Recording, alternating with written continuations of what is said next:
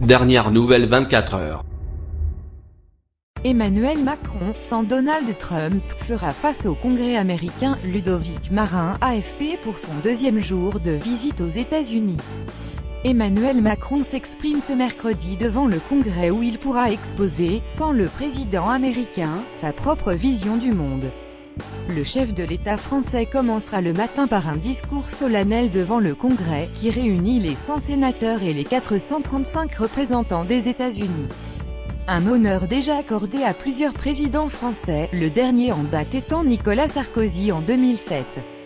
Réinventer l'ordre mondial du XXIe siècle. Après avoir visité la bibliothèque du Congrès, il sera accueilli par Paul Ryan, le speaker de la Chambre des représentants. 58 ans jour pour jour après le général de Gaulle, il s'adressera à la session plénière du Congrès, en anglais. Il évoquera de nouveau, a indiqué son entourage, les relations historiques entre la France et les États-Unis, mais confronté à de nouveaux défis comme l'accroissement des inégalités, la dégradation de la planète, le terrorisme, les attaques contre les valeurs démocratiques et la montée des nationalismes. Il plaidera pour une action commune pour réinventer l'ordre mondial du XXIe siècle. Une amitié débordante. L'après-midi sera plus léger. Emmanuel Macron pratiquera un sport oratoire qu'il adore, un débat à bâton rompu devant des étudiants, comme il l'a déjà fait en Inde et au Burkina Faso.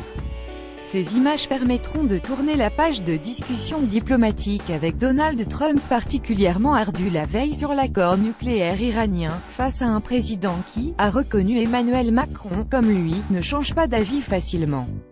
Son interlocuteur n'a guère bougé ses positions, que ce soit la condamnation sans appel de l'accord iranien, désastreux et que la France jusqu'ici défendait, ou sur les échanges commerciaux injustes avec l'UE, dont Paris se fait l'avocat.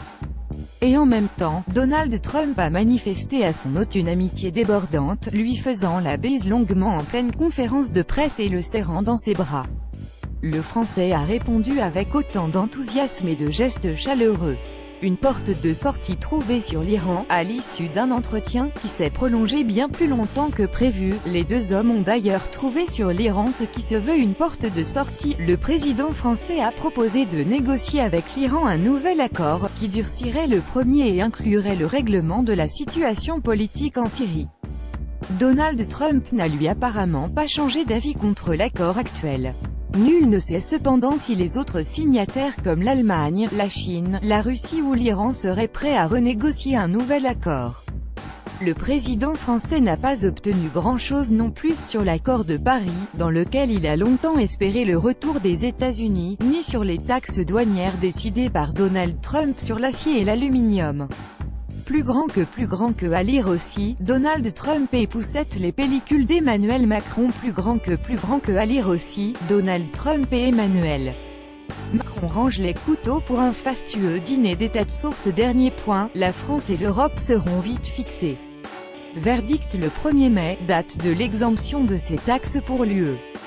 On ne mène pas une guerre commerciale contre ses alliés, a plaidé inlassablement le président français. Son entourage ne désespérait pas mardi d'une exemption définitive de ces taxes pour l'Europe.